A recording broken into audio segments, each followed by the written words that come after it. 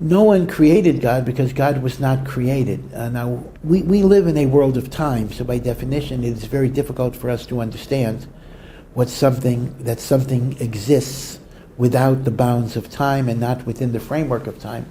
But time itself is a function of matter, and indeed, Albert Einstein so described the time-space continuum, in which time and space are really interlinked, and space, of course, is also a function of matter and the like. In fact, some understand the very first words of the Torah, Bereshis bara Elokim, in the beginning God created, they translate it, God created the beginning. God created the concept of time. So it's very hard for us within our framework of temporality to understand a being without time. It's not just, in fact, even to say forever, eternity, that's not quite describing it, because eternity is also a dimension of time.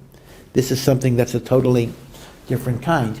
But in that sense, there never was a moment when there was no God and God came into existence. God was, indeed, the name of Hashem that we do not pronounce, the four-letter name of God, the Yud and the Hey, and the Vav and the Hey, the Tetragrammaton, basically means He was, He is, He will always be. That notion is the very essence of God's nature. In the language of the Rambam, God is what is called Mechuyav HaMetzias. God is something that must exist.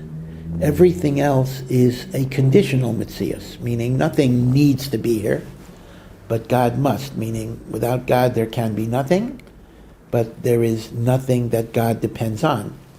So God exists independent of anything else. Everything else exists only because of God.